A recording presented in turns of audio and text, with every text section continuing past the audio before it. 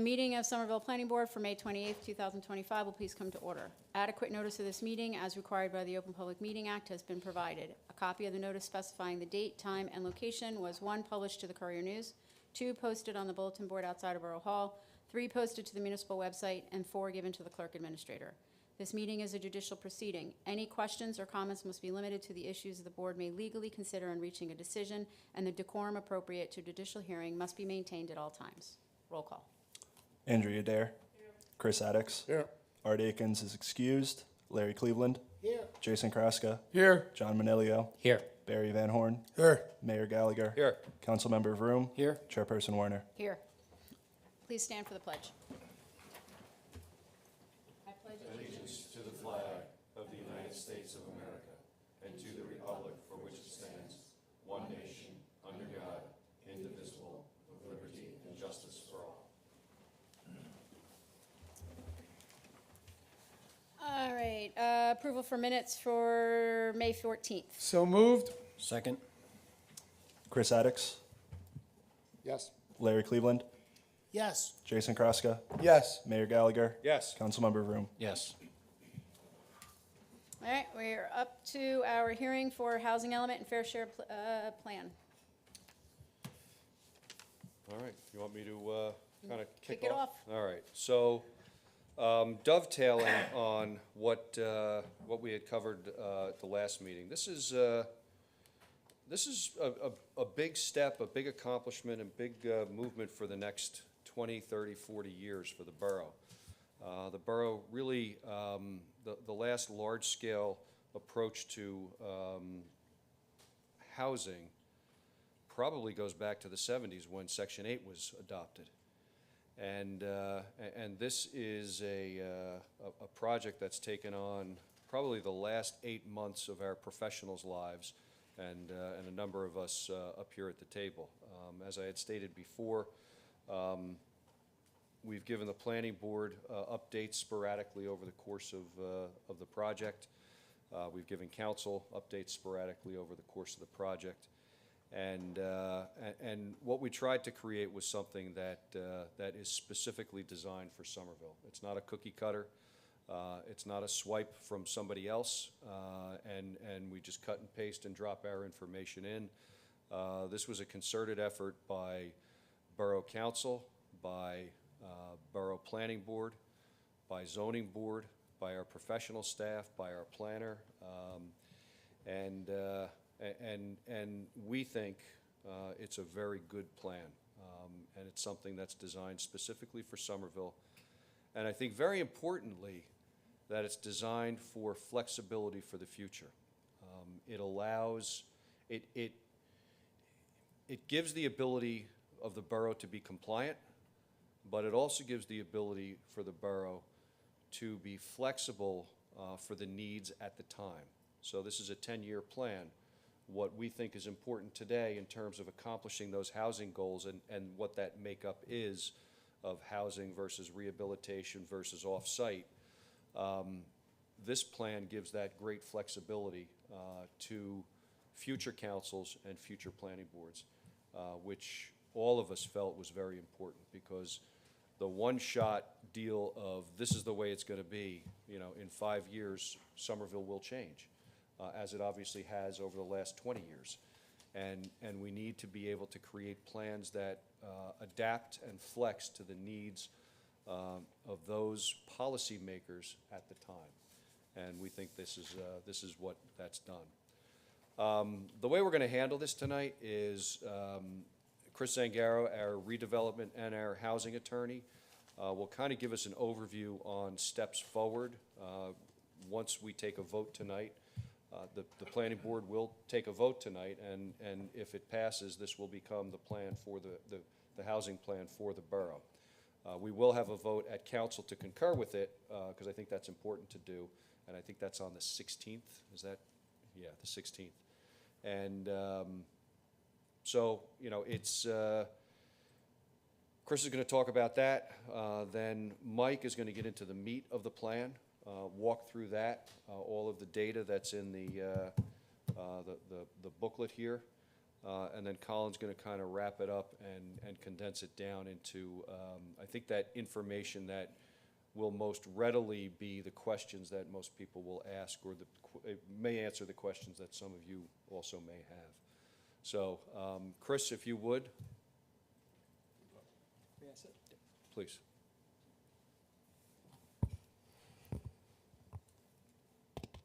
Hello, Board. It's good to be here with you. A bit of what I'm going to say is a repeat of the last month's meeting. However, for the record and for those members who weren't here, I'll go through the background that I had provided at the last meeting. So anyone who's been in New Jersey for long enough knows that the Mount Laurel process guides a lot of planning throughout New Jersey. Every 10 years, this process renews with municipalities creating zoning maps or ensuring that they have the zoning mechanisms to capture what's referred to as the municipality's fair share of the regional need for low and moderate income housing. You don't have to create the housing yourself. You have to ensure that the zoning mechanisms are in place to capture that fair share over the course of a 10-year period. We are currently approaching the fourth round, which begins on June 30th and runs for 10 years, 2025 to 2035. The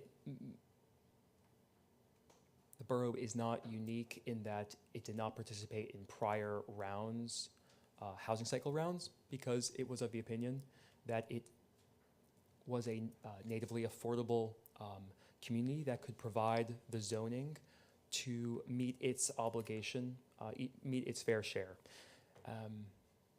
And that decision was never challenged in the prior years, but demographics and landscapes change.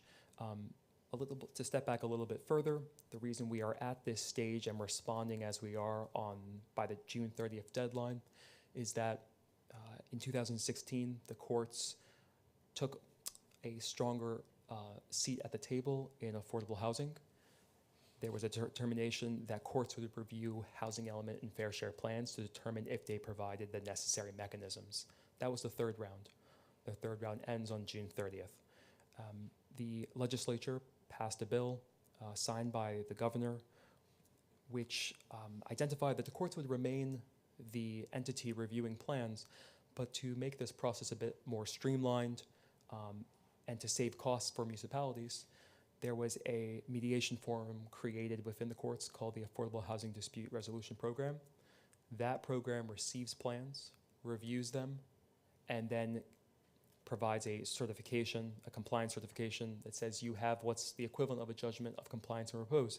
And what that does is it says you have a plan that's good for 10 years and you are protected from builder remedy lawsuits challenging whether you've met your constitutional obligations for a period of 10 years. The bill sets out a number of deadlines. The next deadline is June 30th for submitting a housing element and fair share plan. If you hit that deadline, then you have temporary immunity while the program reviews your plan. Developers or nonprofit groups have until August, the end of August, to submit challenges to that plan.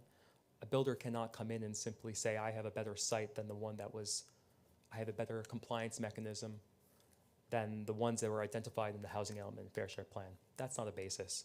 You have to address the plan as it's presented with the projects and compliance mechanisms and zoning overlays that are in the plan. After the August period closes, in the autumn, there will be a review of the plan. It's not clear how quickly the program will review the plan, but it depends.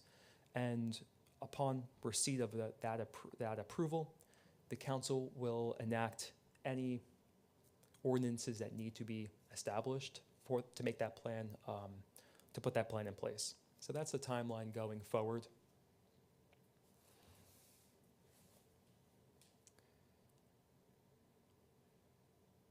You have the plan sets out your prospective need and your present need. I'll leave a lot of the specifics to the planner. I'll just note that prospective need is what zoning you have, how many new construction units you have to provide for the upcoming 10-year plan round. And then there's a present need obligation. And that present need is how many existing units have to be rehabilitated in town. The laws court laws and statutes provide mechanisms to reduce those numbers, and your planner will explain how those were approached. I think I'll hold it there. I think that was good. Excellent.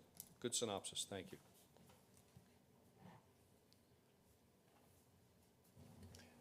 Thanks, Mayor. I guess I'm doing the nuts and bolts here, so I'll try not to be on my soapbox. You may have to move over one. That or come down. You might be better off coming down if you. No, my shiny head. Kind of gets me. You can still see it. Right, I know.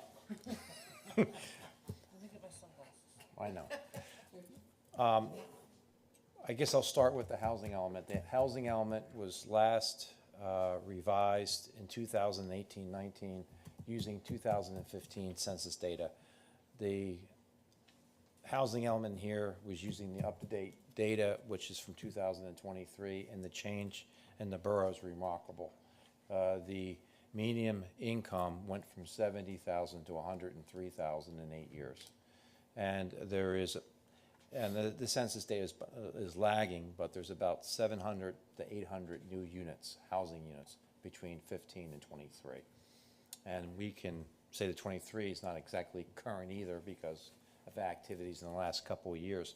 So that's remarkable. The data in here shows the growth the borough's had in the last 8 years. Though also, we added flexibility, is what the mayor said. There's a section added to this housing element. It talks about flexibility and reviewing all different alternatives to different housing types.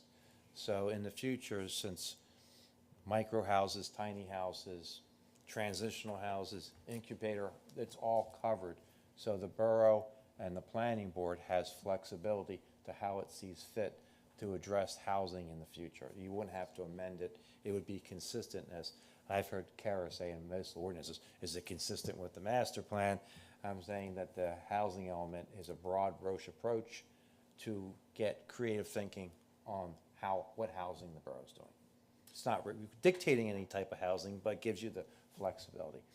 Now on to the number portion. The borough accepted the DCA's numbers after a lot of looking at the math, and the numbers were 74 for the housing that needs to be addressed over the next 10 years, which is what Chris said, and the rehabilitation portion, which was 103, which is called the present need. I don't like the term, I use rehab, but it was 103.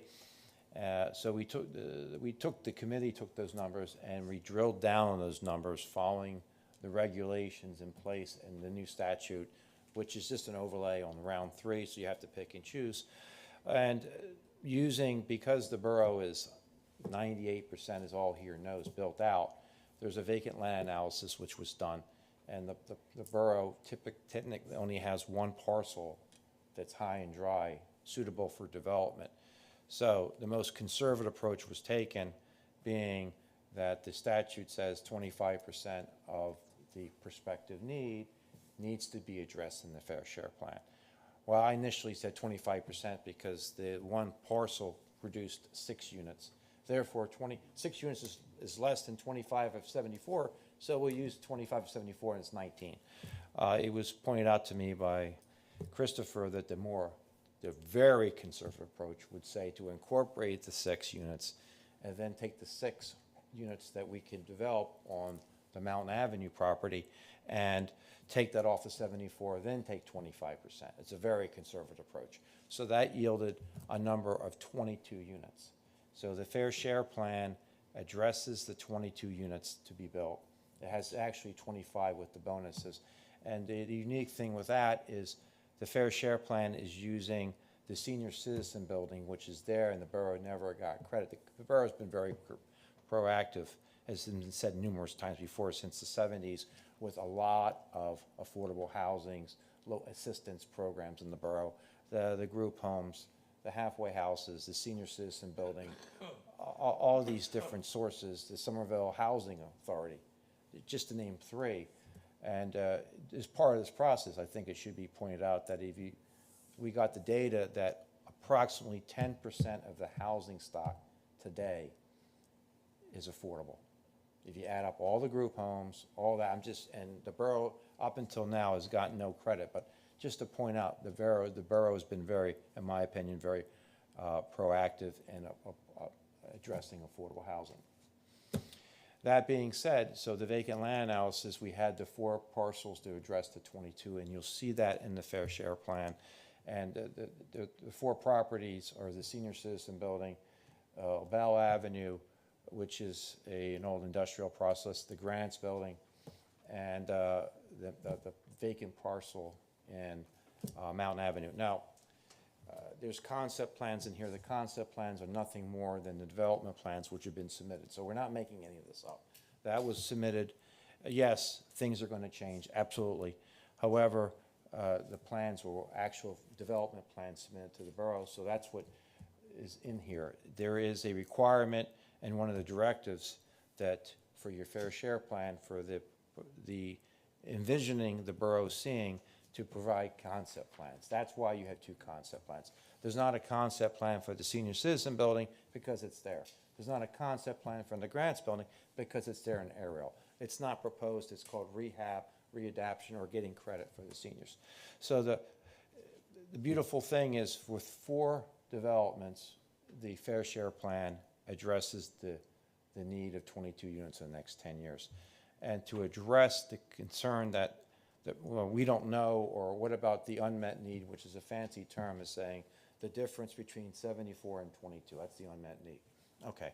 The unmet need is being addressed with the inclusionary zoning, which is in your draft, which basically says anything in the borough that generates 5 or more units of dwellings, living structures, has an affordable obligation that has to be addressed, either on-site, the developer can do it in the borough, or do a payment in lieu that the borough will do. That's in accordance with the regulation. So maximum flexibility to what the mayor is referring to.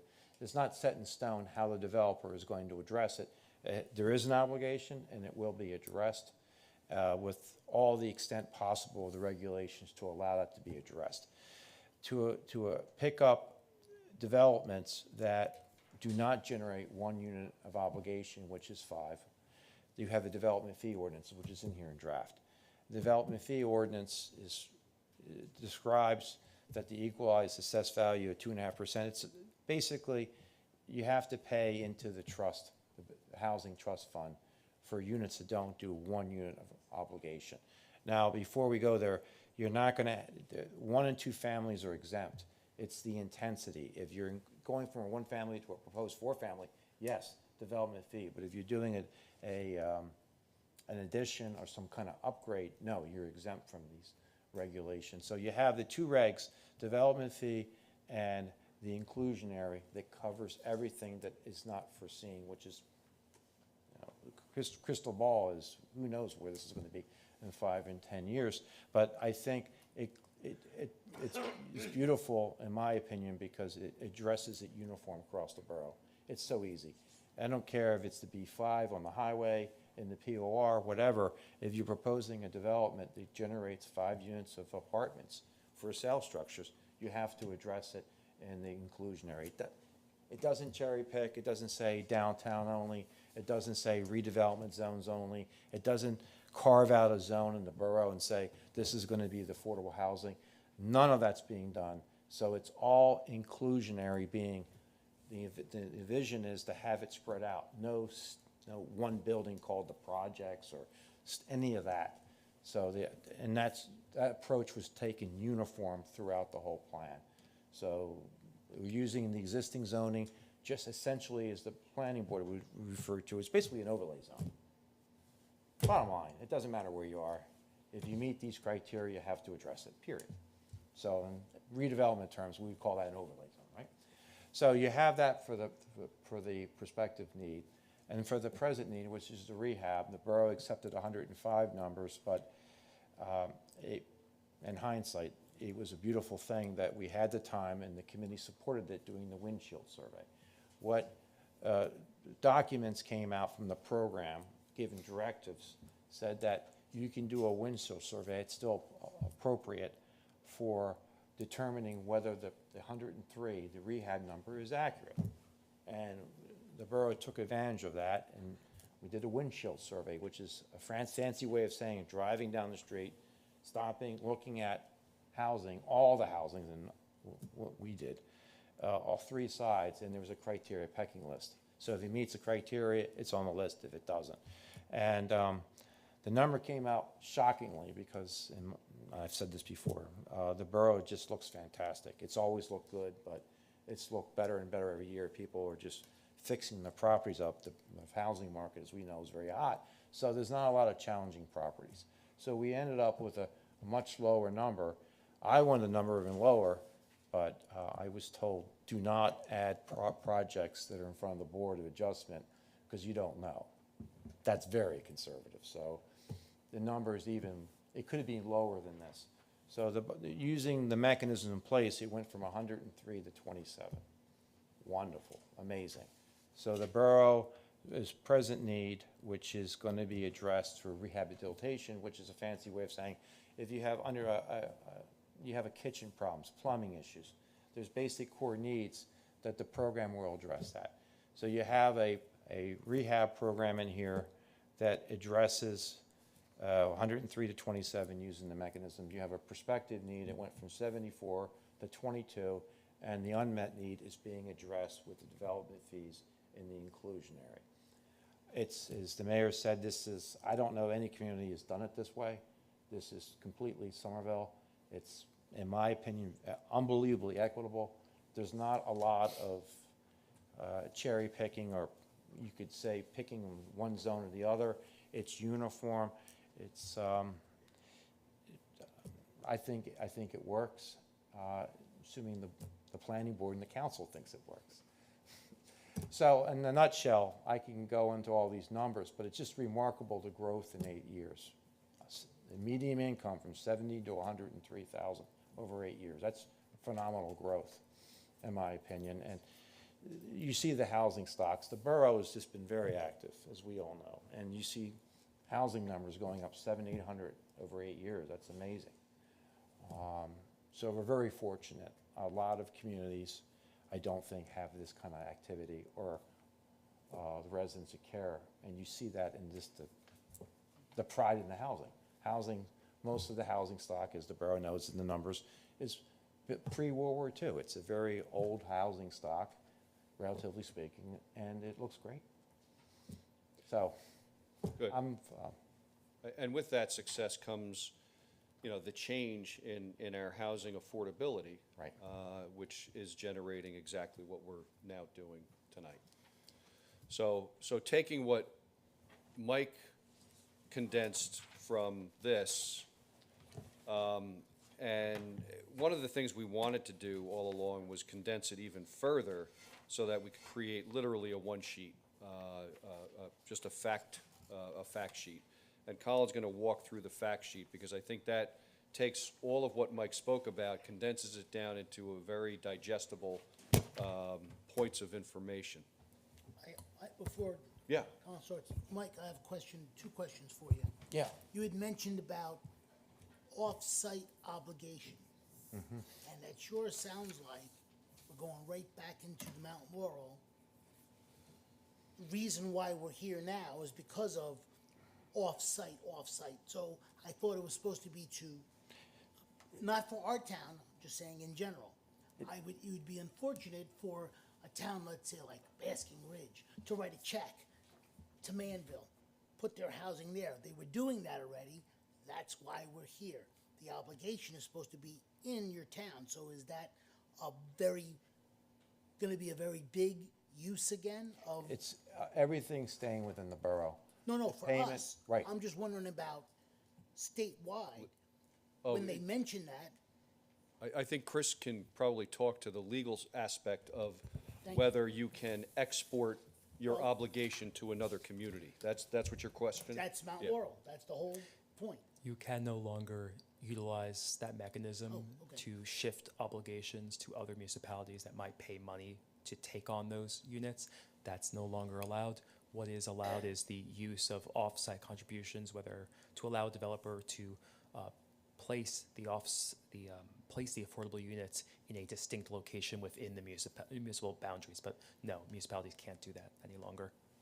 Yeah, so Mike's term of off-site just means it may not be in this particular block and lot. Right. They may own another piece of property where they say, we're going to comply there, or we're gonna comply there, and we still have an unmet need that we have to comply for, and we're going to make a contribution to the trust fund. Trust fund, yeah. So and that's what makes it all work. It creates that flexibility so that it's not just housing 6, units here.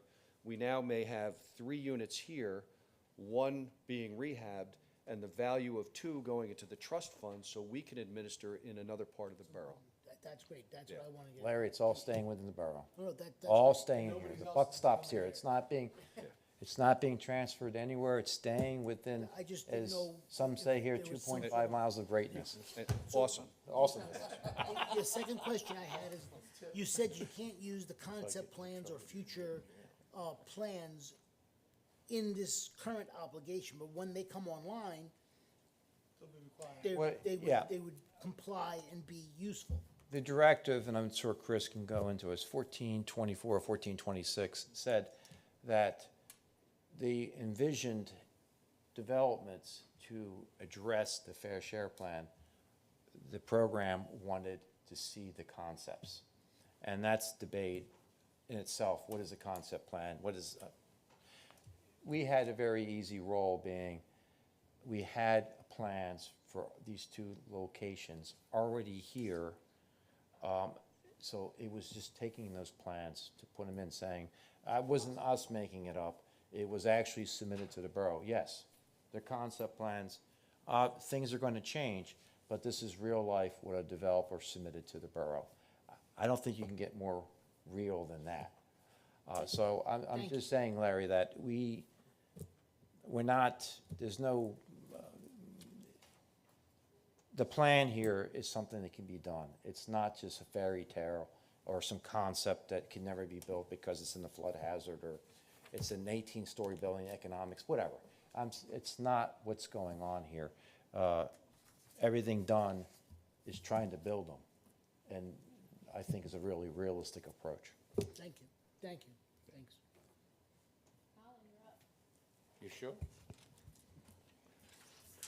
Right, the challenge we had, I've got stereo going here, was to take everything that Mike's spoken about and put it onto one sheet of paper. And what you've got in front of you is one sheet of paper printed both sides. This is, I believe, the 6th or 7th iteration. We didn't create it amongst ourselves. We put it together and sent it to other people and said, do you understand what we're trying to say? And I've got to call out Patty Hunt, who is our IT person, our social media person. She pulled this together for us, and she was probably, what do you mean, more than anybody else. So I'm just going to walk you through the various sections on this sheet, and there it is, if you want to. Thank you. There it is. What we're going to do here in the halftone, you'll see the appropriate section that we put on the sheet, and then the blue is just an explanation of a little more depth than what happened. So on the sheet we give March 2024, DCA sent out the rules. In November we set up, or the mayor set up the team, and compliance is due at the end of June. Yes. So pardon me, the team met weekly, and there was a tremendous amount of information. Mike did a tremendous job. He was doing a lot of the heavy lifting with this, and he talked of the windscreen survey, and it was his windscreen that did the survey. The compliance process, as Christopher was saying, was we have to submit to the courts by the end of June. And this is just a quick slide saying where we've been over the last 5 to 6 weeks, accumulating tonight with the planning board presentation and hopefully acceptance of the plan, all 144 pages of it. On the 16th of next month, we're going to do this presentation to council for them to understand what we're doing. They don't have to approve it. It's a planning board document. It's not a council document, but the mayor and the team felt it was wise to have the council look at it and accept that plan. And then on the 18th, or by the 18th of next month, Christopher will have it filed with the courts and with the DCA. And then we get into that period of review and challenges that he mentioned when he spoke. So the research for the document was pretty straightforward. The Somerville Housing Authority, Senior Citizens Housing, Somerset County Board of Social Services, DCA Division of Fire Safety. We even got into those documents that the fire departments look at for special housing and stuff like that. Currently, there are 5,776 housing units in Somerville. Of that, 5,600 are occupied. And according to the Census Bureau, the median household income is, as was said before, is $103,000. That's for a three-person household. And those numbers come from, well, I'll get into it a little more in a minute, but the median incomes are generated based on federal HUD numbers.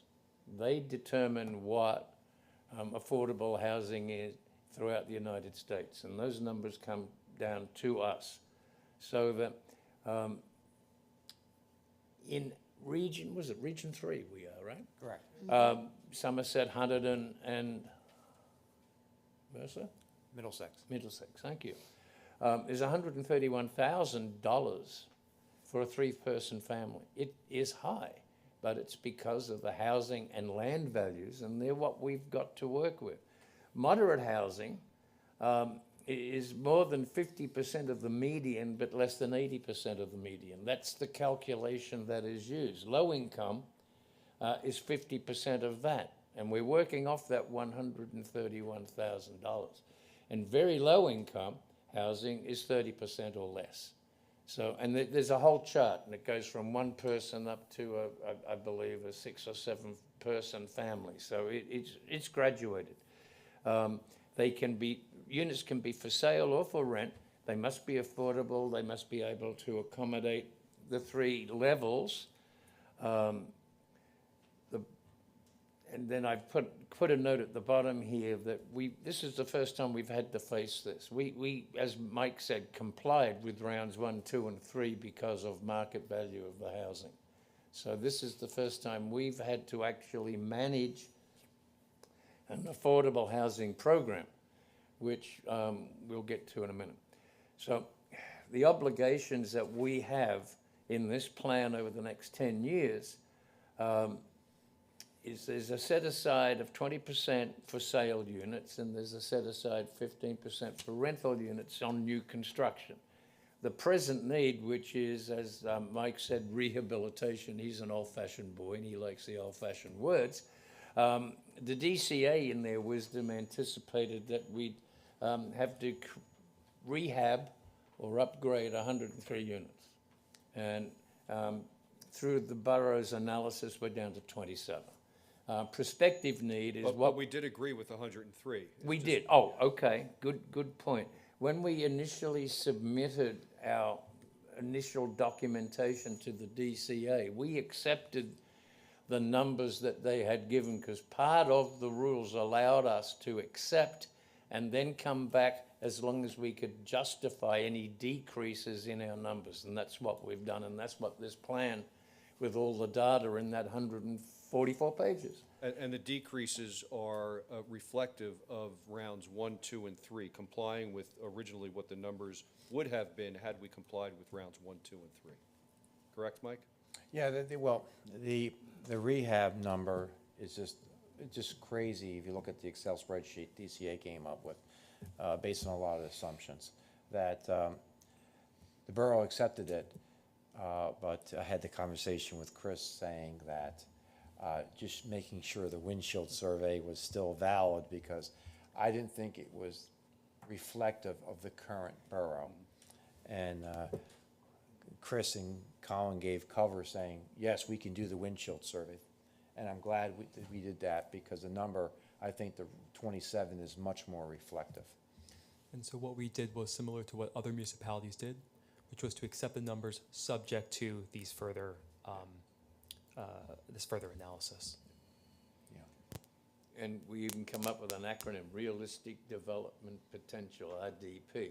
But the baseline is that if we're looking forward with new development, whether it be multi-unit or 5+, it's only 22 units over the next 10 years.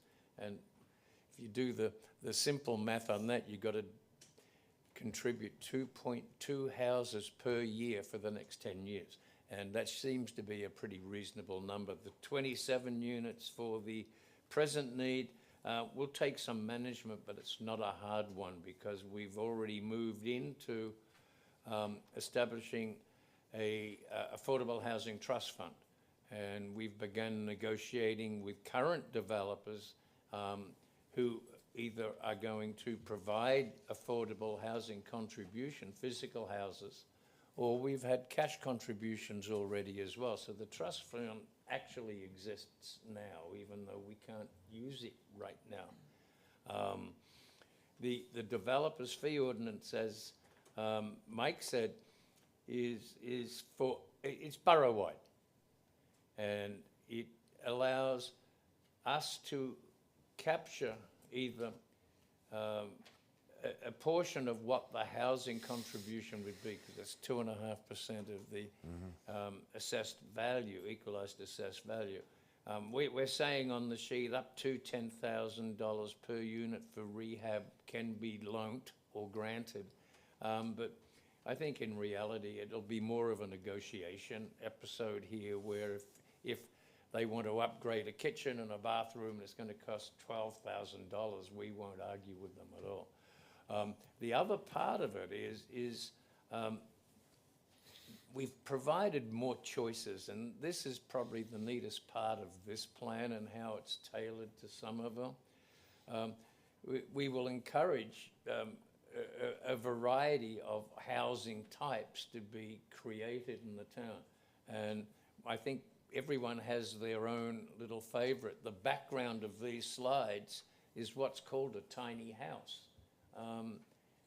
They can be for veterans, they can be for handicapped people, they can be for single households, but you know, we can also create incubator housing. And you know, if you take the situation, I'm plagiarizing you, Mayor, you just bear with me here.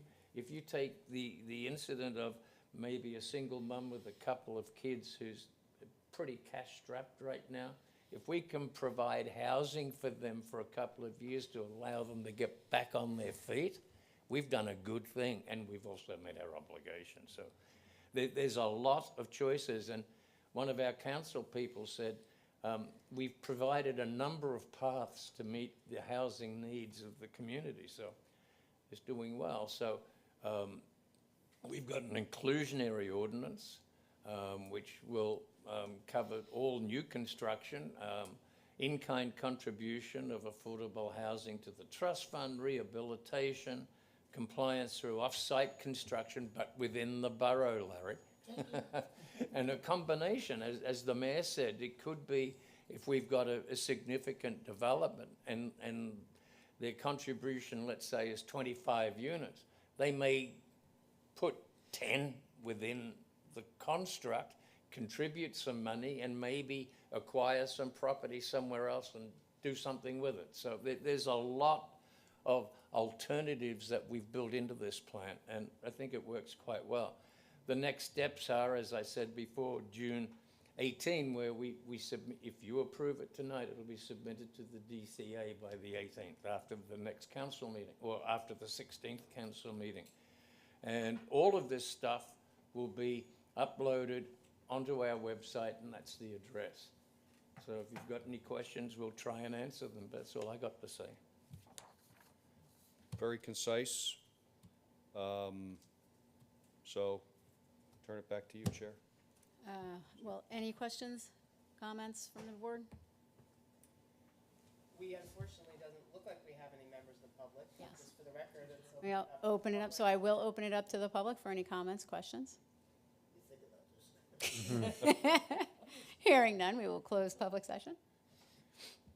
I just want to, I'll say that this process has been both enlightening but exciting. As this venture came before us, not knowing how to tackle it, the committee, it was a great stride. Proud of our plan.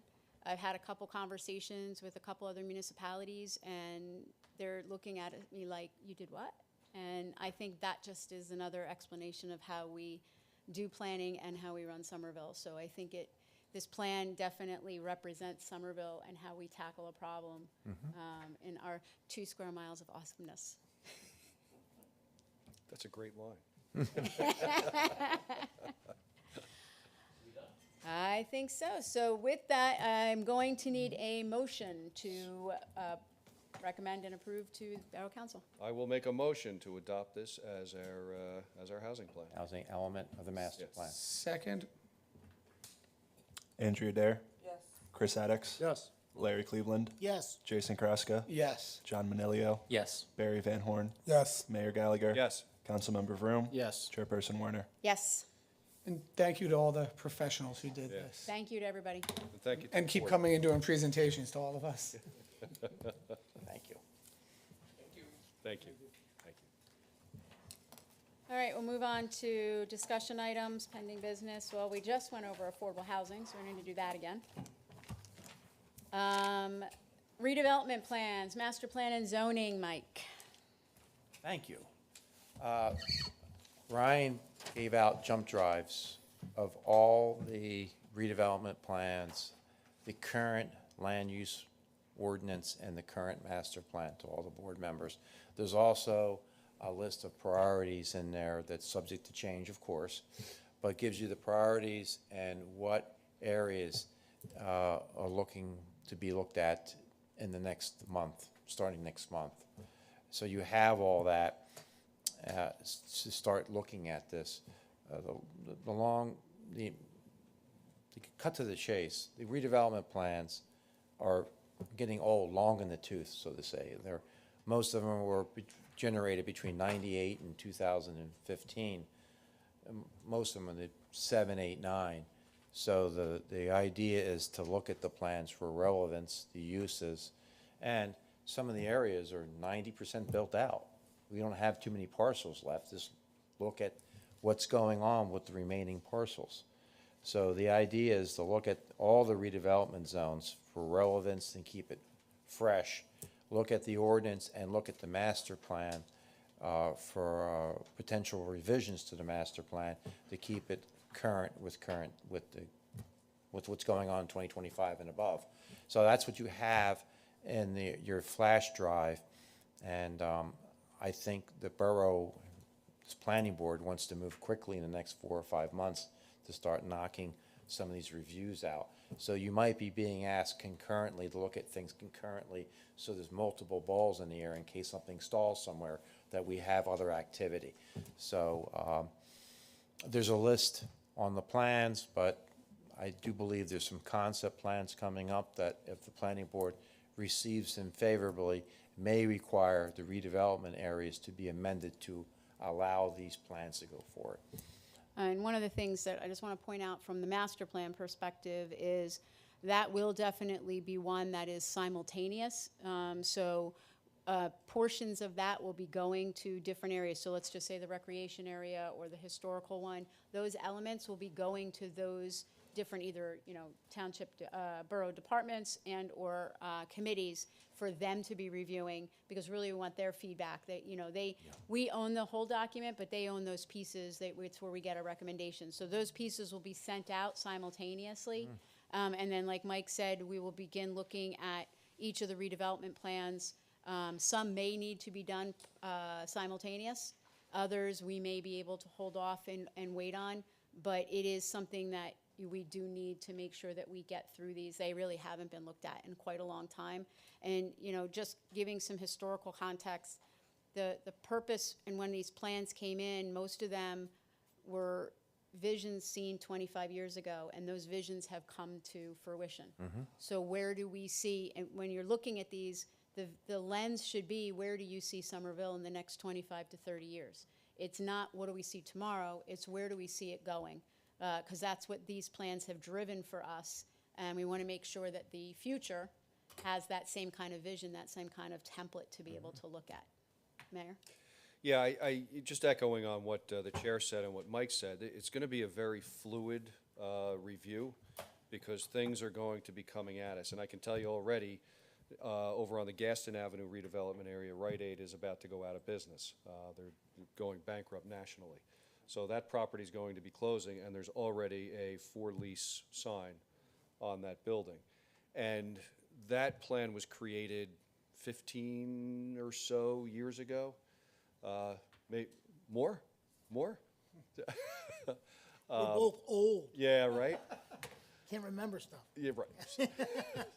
So I think that's something that we have to take a quick look at right away, just to ensure that what that area is zoned for fits what we want it to fit today.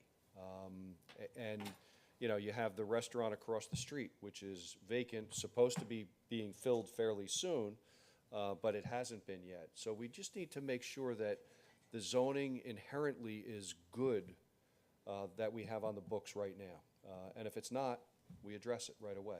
So there may be tweaks as we go along. As Lisa said, you know, things may begin to rise up and certain things may be, you know, get stalled or need to slow down for whatever reason. The master plan, we're going to do something a little bit different, which I don't think I think it was done back in 18. Yeah. Yeah. We're going to carve out the parcels of the master plan and give those parcels to the various constituent groups. Marge is here from Historic. Historic, I think, has already done that.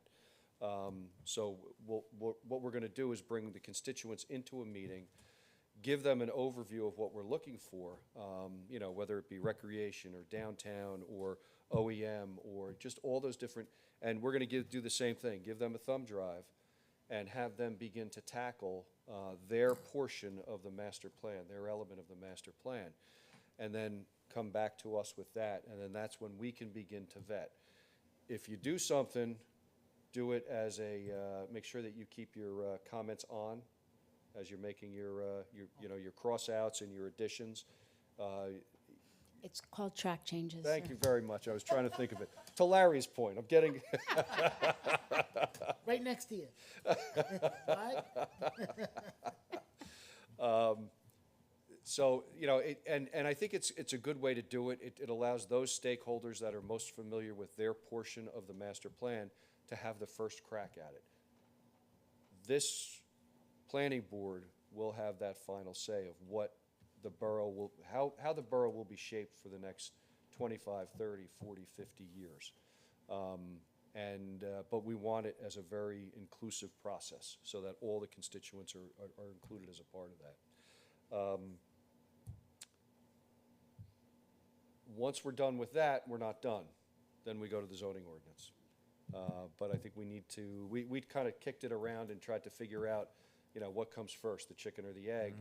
And that's when we came up with the approach of let's get a number of balls in the air right now so that we can start to tackle them. And then once we have all of those done, it then should be a natural progression right to updating the zoning ordinance. The board is going to be doing a lot of planning in the next year and a half, which is exactly what you're here to do. That's why you were appointed. And it's going to be fun. I mean, this is, you know, some of the applications are fun, some of them are not fun. But this is a really interesting, creative portion of being on the planning board. You're actually getting to create a vision for the future of the town that you live in. And that's really kind of cool, so. And I just want to add too, one of the things that we're looking to do as well to assist us in this process so that we're not left to our own accord is we will be bringing some experts from throughout the state also to come in, speak, do some joint meetings, inviting council and zoning board in here. We did that I don't know how many years ago, because I'm just gonna sound like I don't know what I'm talking Ask about. Larry, he'll remember. It was a long time ago, I know that. I know it was a long time ago. But it was, that in itself is an amazing process, getting an outside perspective. That, you know, at the time, they looked at things and said, these things you're doing great, and these are things you could change, and these are some ideas. But giving us also what that vision that they're seeing from housing elements and how the market and things like that, because that does help dictate some decisions that we might need to make. So we're looking to bring in those experts and give us that advice and outside perspective as well. So to that end, you know, we had bantied about, what's his name from Rutgers? Jim Hughes from Rutgers. He's like the dean of all things. Yeah. Yeah, but he's kind of like the guru of planning and development in the state of New Jersey. And then there was a gentleman we had brought in a while ago, his name was Jeff Otto, who understood housing market, retail market, commercial market, and just extremely invaluable, his knowledge. So those are the types of folks that we're looking to bring back in so that we have a basis of, you know, what's happening in the outside world. So quick question, and any chance, sounds like we're gonna have a whole bunch of parallel activities, which is awesome, that sounds fun. That said, sounds like it's gonna be complicated, we're gonna have a lot of things moving at different speeds. Is there any way we can put together maybe a tracker to track kind of progress on these and We then like will. a status? Okay, Yeah. that'd be really cool to see, Definitely. because I think that would help, I think, us and the public understand kind of how we're progressing on each and where. So as we start to tackle them, we'll start getting a set schedule. Right now, we've got a couple balls in the air before we can, although leading into the next one, we already have one charge. But once we start to get a more set idea of, okay, this is the first and this is what we're starting with in the next few weeks, we'll start that schedule to keep Nice. you, so that you, Cool. yeah, Kinda like a definitely. project plan we could share. Yep. Cool, awesome. More like Yeah. a project plan, yeah. Mike and Colin, take note of that. Yeah. I think that's important from our perspective, the council's perspective, and the public's perspective. Yeah, great idea. Anybody else on the plans? All right, so I'm gonna move right into the Improvement Coverage Subcommittee, which is one of those overlay zonings that we were talking about. So that has been a charge. It is part of this as piece of the zoning. So, Mike, any status on that? We just got an email today, there's a meeting on June 3rd, not to steal John's thunder on this. All right, so as you can see, simultaneously, we have been piecing it, but now we're putting it all together. And, but again, pieces will be prioritized based on what we see as a need, as a current need, and/or something that comes up and we need to address it. Yeah. All right, last is EV charging. Thank you. You have a correspondence from the fire marshal that was put together with the Board of Engineers that discusses the tweaking of the existing EV ordinance. This is their suggestions to address some concerns, some safety concerns. And I just got an email, I did not follow up with this today, from Bob Lind, saying there was a parking deck fire in Jacksonville and the deck pancaked. 50 cars were lost and the deck collapsed. And the email says they think it was a hybrid, but the idea is how hot the lithium ion burns can damage, obviously, structures. So I don't have any details. I just got the email like 2 hours ago from Bob to say, mention to the board that we just had a deck collapse because of a hybrid, some type of EV-related fire. So you have, that's just to throw it out there. So if the board would like to drill down on this, or we could put it in some kind of ordinance ways, I just don't know if the board. I just want to give a little bit of context for those that might not realize. So we do have a model ordinance that was I Yeah. think it was 21. 21 or 22, it was Something by like that. Murphy. It was DCA put out a model ordinance that every municipality had to adopt, which we did, and we did the same thing that everybody else did. We took the template and we adopted it. In the DCA language, within doing some more research, you are allowed to add stipulations and make it more strict based on public safety and concerns. So that is why we're drilling down to see what we want added, to make a recommendation to Borough Council on adding into our model ordinance as maybe some extra safety precautions, places we don't want them, places we find them acceptable, et cetera. So that's why we're here. So I just wanted to give a little background. There is already an ordinance, which most people didn't even realize months ago. We do have an ordinance. We are looking to use the stipulation that DCA put out there for everybody to be able to refine it to what we feel is more appropriate for Somerville. And just so the board knows, the existing ordinance does not address any site safety issues at all.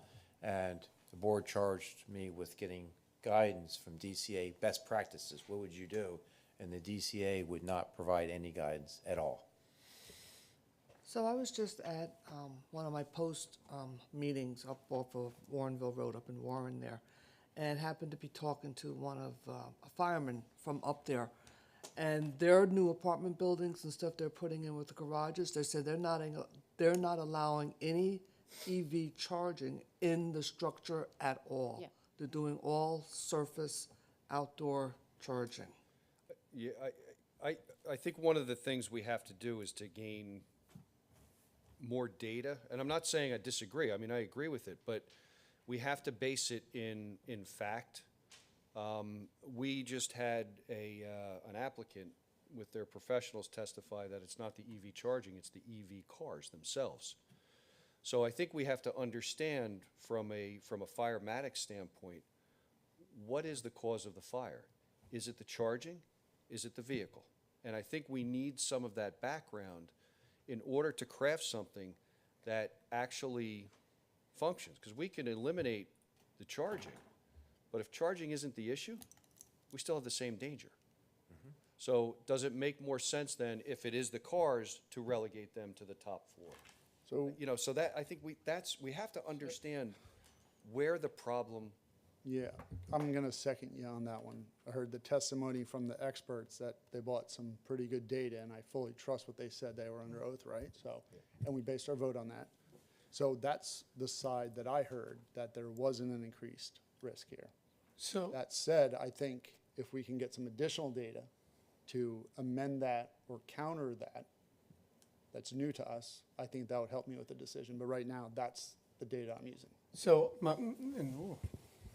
chiming in a little bit, because I agree, we heard that, and while their testimony was that, you know, the vehicles are the major issue, wherever you put the charging stations is where the vehicles are going to be. So in Warren, for example, if you have the parking structure here and charging stations over here, the EVs aren't gonna go in here. They're gonna go over here where it's safer and it's not inside the deck. Will some still go in there when they're fully charged? And, you can't, you know, obviously. Yeah. But I think that's, you know, the position I'm coming from is how do we mitigate all of them filtering in? I use the gas station over on 28 by 287. There's a line of cars at that charging station. There's 5 charging stations, there's 20 cars any given time if you go there. Yeah. The gas station across the street, you don't see any Teslas sitting in there. There's no charging stations. And I don't mean just Tesla, but Yeah. EV cars. So that's the position I'm coming from when I look at it. No, I'm not saying it's directly the chargers that physically ignite and burn down the structures, but So it's a part of it. the data we're seeing now, and just to understand, the problem with all of this in our world is the data is not there. Rich, I'm looking at Rich, I know he's a fire investigator, and I can tell you, he knows about data. And the problem is, why DCA will not make a recommendation is the data's not there. Why the laws from 21 are still there is because the data's not there. And they made the laws without having the data, let's put it that way. The problem really doesn't lie in being able to say, well, we have to have data before we act. The data is only just starting to get tracked. You won't see data on charging stations so I will agree with you, Chris, 110%. That data and the statistics that they said, the charging stations themselves are not the issue. The cars are. Now, the problem is that what statistics are showing is when you have a car that might have a damaged battery or a damaged, let's say, frame something, they now go and get plugged into a charger. Now you've got the ignition. So it's not the charger itself, guys. I've never said it was the charger. It is once you introduce it, you have now compounded the instance that could happen by that car now igniting. That doesn't mean the car can't ignite on its own. It can. We've seen that 100 times. The problem then becomes, is it the chicken or the egg that comes first? And I don't disagree with Mayor Gallagher. We would love to see more data. But I also think by the time we see data, you're going to have chargers in every deck, because that data is not coming anytime soon. We can get some experts that say that, hey, this is what we're seeing, but they're not going to have exact numbers for you. They're just seeing it more and more. And there's two elements when it comes to an EV fire. You have the fire side, and then you have the hazmat side. That is hazardous material that is getting released, one, into the air, and two, into your groundwater. That is a problem. That's why we boom it off. That's why we do what we need to do once, and that's why hazmat has to take it and take those batteries and then secure them afterwards. So it's also the runoff water that's contaminated and toxic. You have the fumes, which are absolutely horrible, which we addressed in that parking deck of why we wanted it open area.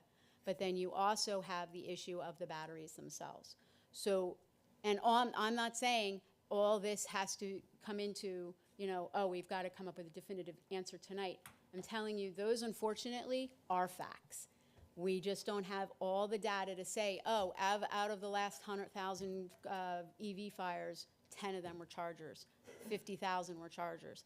They don't have, because they haven't been collecting it. Not at all.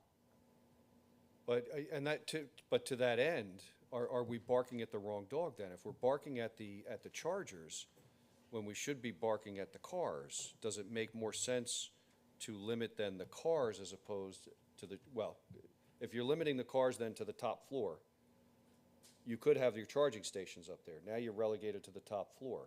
I don't know. I'm looking at it and I'm going, based upon the testimony that we made an approval on at the last meeting, which I think we all agreed was a very valid testimony. Are we targeting one of the symptoms instead of the problem? So, and that's my concern, that I think we need to identify, if the problem is the cars, then we need to craft the ordinance around EV vehicular parking. So I'm gonna go with that, and agree, and it's a slippery slope, because if 20% of the people have EV cars, that's fine. We can force them to the top. Yeah. 5 years from now, 40%, 80%. We're gonna force them all to the top. Might as well just make parking lots, right? So There's no bottom. yeah, it's just kind of like, so there is an issue here. I don't know if we'll be able to deal with it with an ordinance. Go, Jason, sorry. Yeah. No, sorry, didn't mean to. So I agree with you, Mayor, and just the one thing I want to add, I think we're trying to target the state law that's telling people they have to have charging where stations this started. inside the decks. And so we're targeting that, and we're looking at how to stop them from saying, well, the state says I have to have them in the deck. You can't tell me I can't have them in there. I do have an email when we were going through all of this together, as much information as possible. An email from the DCA saying that there is no prohibition for a municipality requiring the chargers to be outside of the deck. There's no requirement that they be No, outside. we can. There's no yeah. requirement against us requiring that. It has to be part of the development overall, but And that's what we were We were getting at trying with to this get- ordinance of saying, we're not saying you can't do charging, we're saying we just don't want it in a deck. And you can meet the intent on site, but we don't want them inside a deck whatsoever. I had another observation. The EV cars are generally a lot heavier than traditional cars. Yes, they are. So, to Chris's point, you can't have 40 Yeah. cars on the top of a deck that's not built for it. Now, I'm not sure the construction of the decks, can they handle It's a that great question. extra weight? Yeah. And they're looking to cut their cost also. Yeah. So they're looking to hold a basic Chevy. Great question. Not Yeah. a car that's twice the weight Yep. and more. So we have to watch that also. So from an engineering perspective, log that into. Yeah. Yeah. Yeah, sorry, I just. No, it's I a know great, that it's a they're great very point. heavy, Yeah. But I think going back to what was just stated, I think to really wrap this up is that we want to create an ordinance that says, while you're planning your building, this is our expectation. Correct. That's really what the intent of this ordinance update was for. So that's it.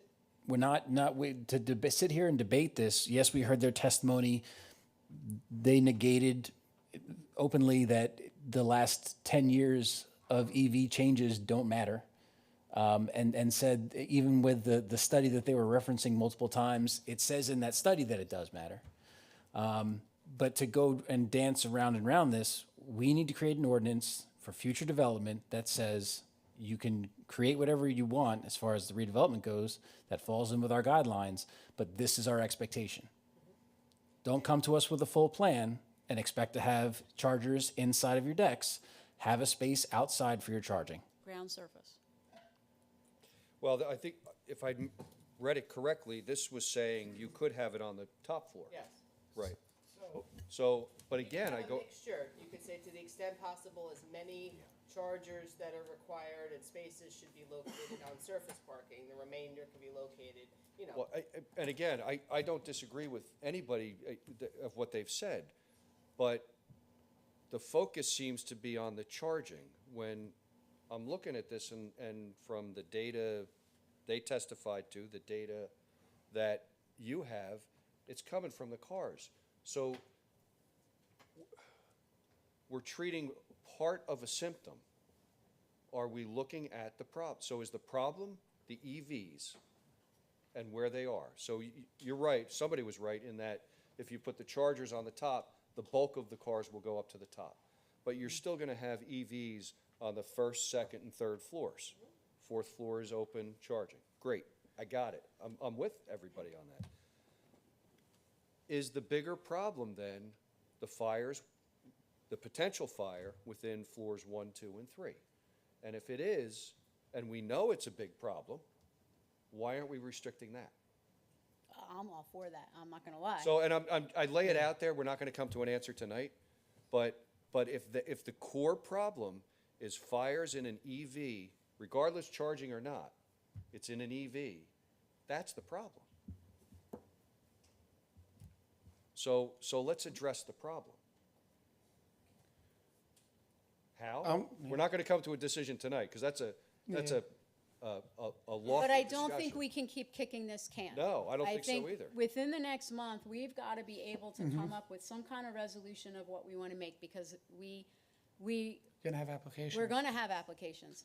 And it's not fair to those applications while we keep kicking the can, and we know that we are looking at public safety issues. So I think, I don't disagree, we're not going to come to it, but I think, next meeting, this discussion has got to be, where do we want to go? And maybe the next step is taking some time, digesting, and what recommendation would you like to make to council to put onto this? And there are different levels, right? Is it a compromise, or is it a matter of saying, you know what, right now, this is what we're gonna say. We know that because of the law that is required, right, where they're saying it has to be part of their application, we're saying, listen, we're just keeping, right now, we're gonna address the chargers, and then we're gonna continue to have the conversation on the vehicles, or is it, everybody comes back, and I'm not saying either way, I'm saying, or everybody comes back and says, you know what, no, it should be all of them right now, because we don't know, and we don't wanna have to deal with any of it as a potential safety concern. But, And there could also be incorporated in as design guidelines as well. Yeah. Designing a project, take all best efforts to locate, required chargers and Yes. outside, or, whatever, but look at it that way, so, to Councilman Broom's point, it's looked at the get-go and not something that, you're looking for variance relief from. Correct. That's what this would end up being. And then that sets a whole separate set of issues, yes. so. Good discussion. Everybody good with that? Yeah, I think next meeting. Next meeting? Very So good. please I wanna really take digest some a little serious thought on what you would like to make as a recommendation. Because again, it's up to Borough Council. We're making a recommendation. We don't make ordinances. So just so everybody is clear on that, we're making a recommendation, okay? All right. I have no other comments. I'm going to open up the meeting to the public for any questions or comments.